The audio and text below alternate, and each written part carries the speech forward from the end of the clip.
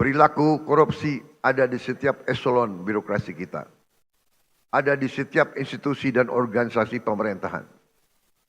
Perilaku korup ada di BUMN kita. Ada di BUMD kita. Kita faham sejarah umat manusia. Jika ada kekuasaan yang tidak diawasi, maka kekuasaan akan menjadi korup. Kekuasaan yang absolut akan menjadi korup secara absolut. Kita faham bahwa korupsi adalah masalah besar di bangsa kita. Perilaku korupsi ada di setiap eselon birokrasi kita. Ada di setiap institusi dan organisasi pemerintahan. Perilaku korup ada di BUMN kita.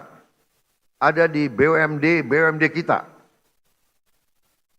Ini bukan fakta yang harus kita tutup-tutupi.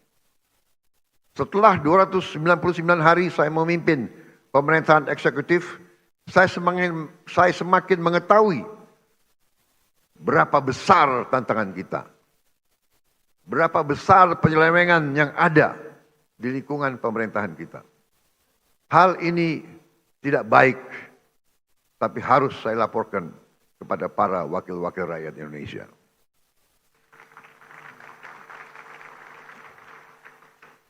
Dalam pidato pelantikan saya di sini, saya sampaikan, bangsa Indonesia harus berani melihat kekurangan-kekurangan sendiri. Harus berani melihat kesalahan-kesalahan kita sendiri. Harus berani melihat penyakit-penyakit yang ada di tubuh kita, agar kita bisa perbaiki kekurangan-kekurangan tersebut. Tanpa mau mengakui, tidak mungkin kita mampu memperbaiki. Saya disumpah untuk melaksanakan perintah Undang-Undang Dasar Republik kita. Karena itu, saya tidak ada pilihan lain selain memimpin upaya pemberantasan korupsi dan penyelewengan di semua lembaga eksekutif dan pemerintah.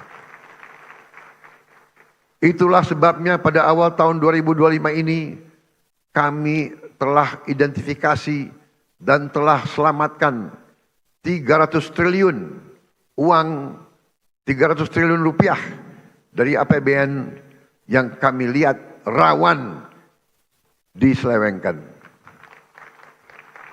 Di antaranya anggaran perjalanan dinas luar dan dalam negeri yang begitu besar, anggaran alat tulis kantor yang begitu besar, dan berbagai anggaran yang selama ini jadi sumber korupsi dan sumber bacaan.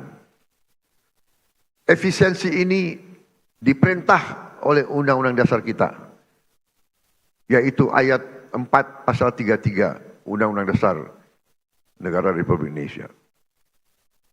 300 triliun rupiah kami geser untuk hal-hal yang lebih produktif dan langsung bisa dirasakan rakyat banyak.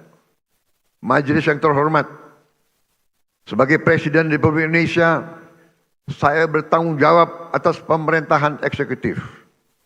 Saya berkewajiban menegakkan hukum demi keselamatan bangsa. Saat ini kita menghadapi realita terjadi kebocoran kekayaan negara kita dalam skala yang sangat besar. Kita mengalami suatu kondisi yang saya sebut net outflow of national wealth. Janganlah kita menghabiskan tenaga kita untuk mencari siapa yang salah. Kita tidak ada waktu. Kita tidak punya cukup energi untuk mencari kesalahan orang. Pemerintah yang saya pimpin harus memusatkan diri untuk mencari solusi yang tepat dan cepat atas masalah pokok ini.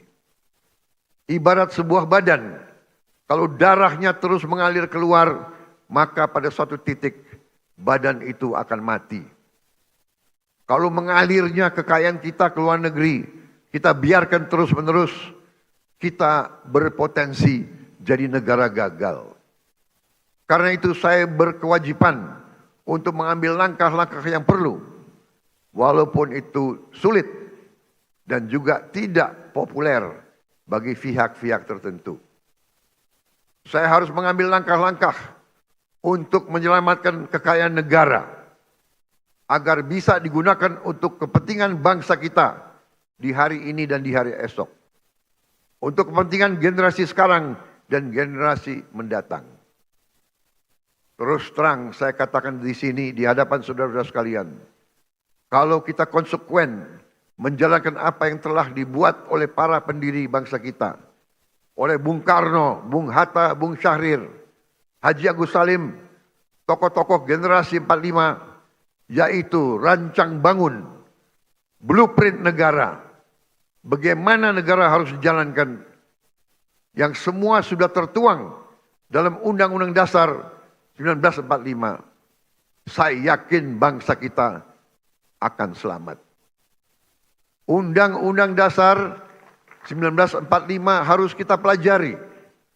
Undang-Undang Dasar 1945 janganlah menjadi mantra, janganlah menjadi slogan, hanya di bibir kita teriak-teriak terus.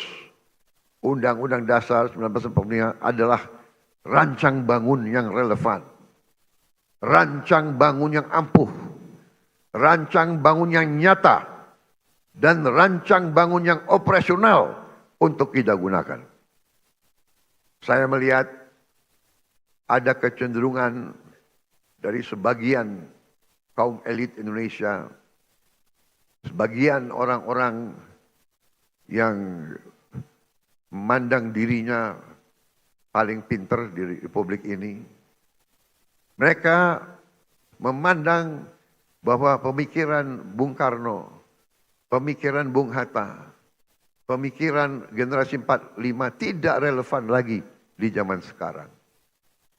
Sudah kuno, sudah lawas untuk menghadapi tantangan abad ke-21.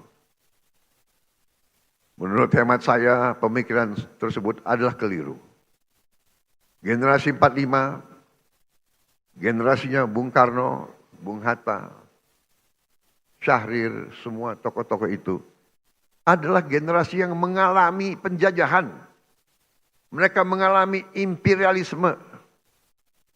Mereka sadar dan mereka merasakan, melihat bahwa kekayaan Indonesia diangkut ratusan tahun keluar dari Nusantara ini. Karena itu mereka menyusun rancang bangun.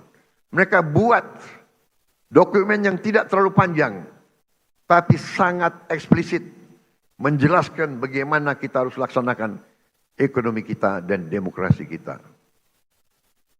Saya berkeyakinan apabila kita jalankan rancang bangun yang sudah dibuat oleh para pendahulu kita, kita akan jadi negara yang kuat.